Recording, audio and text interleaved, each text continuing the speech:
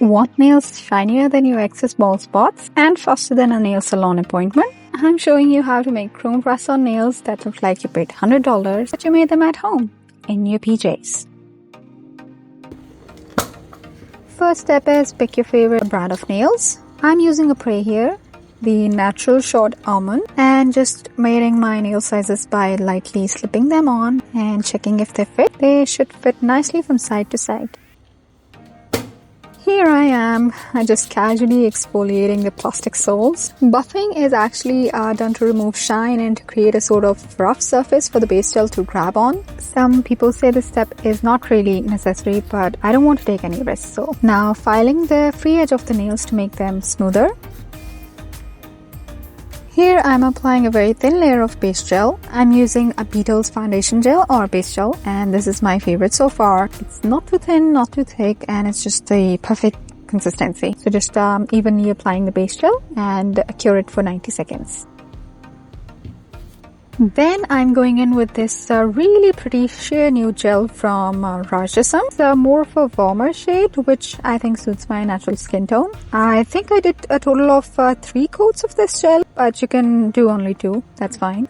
It's just that I like my press-ons to be not very sheer. But I also make sure that they're not really opaque, because that just instantly makes the nails look fake. That's just my opinion. So what I feel like is doing 3 coats of jelly gels give me a perfect semi-transparent look, which makes the press-ons look more natural for me. This step here is completely optional. I'm just adding a bit of blush to give some depth to the nails and mainly to practice my ombre technique. I swear it's the hardest, most annoying feat ever. I cannot seem to have a seamless ombre with sponge or powders or ombre brushes. I've tried them all and I refuse to use an airbrush. So if any of you knows a less painful way of doing ombre, please let me know. I'll owe you. I carefully went in to apply the matte top coat, making sure not to smudge the blush powder underneath. Do not use Beetle's matte top coat. It doesn't work if you want to do the isolated chrome over it. I'm using Model 1's matte top coat and it works effortlessly.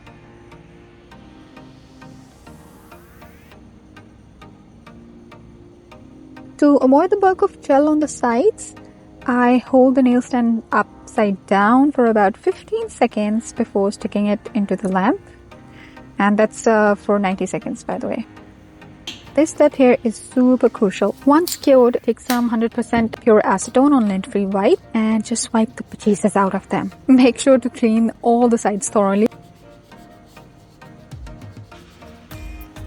Now I'm using this 3D black painting gel to draw some random patterns. This is a no wipe gel, which means the chrome will stick to it nicely, creating textured metal effect that I want. So I'm painting just the tips. You don't have to think or be super artistic here. Just paint random swirls and lines and patterns and whatever you feel like painting. And this is exactly why it's beginner friendly design, because I feel like the more random design is, the prettier and more unique it gets. Now cure it under the lamp for 60 seconds and not more than that.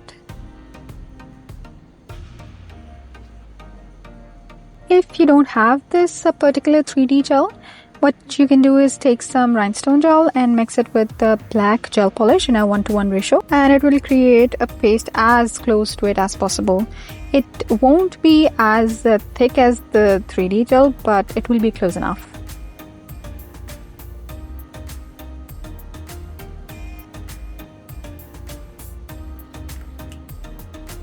And here is the star of the evening, people. This silicone applicator is what you need to achieve the best looking chrome nails ever, I'm telling you. And it's pretty cheap as well, probably $2 or $3 from Shein.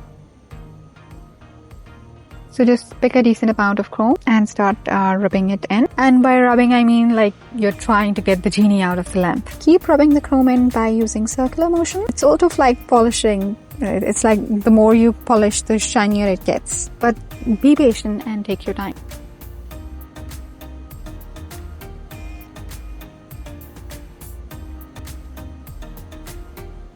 So this is what it looks like before the top coat.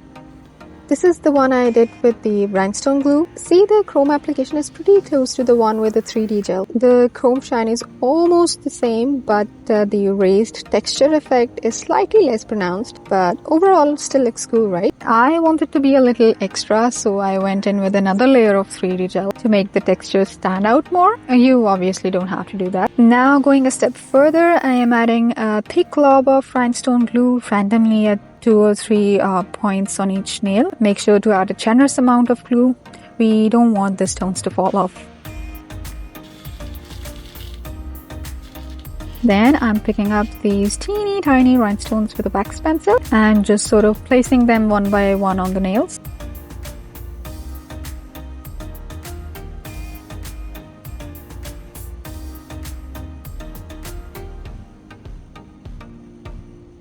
And here's a little hack to make the chrome chip resistant. Before top coating, you need to buff or file the free edge of the nail very carefully. Just the edge, and then just go ahead and top coat the nail as usual. Some people also suggest to add a layer of base coat before top coating, but I haven't tried it yet. I might do that the next time I make chrome nails. Lastly, top coating. When using rhinestones, I like to top coat around them using a thin liner brush. It's a little extra effort and time, but this is just my personal preference. You can top coat the entire nail in one go as well, but make sure the bristles are parallel to the nail so that you're just lightly floating the top coat over it. And here's the final look. I am obsessing over these. Let me know how you like them, and if you want to see the in-depth tutorial of how I make and package my press-on nails for my customers, let me know in the comments below. See you in my next video. Bye!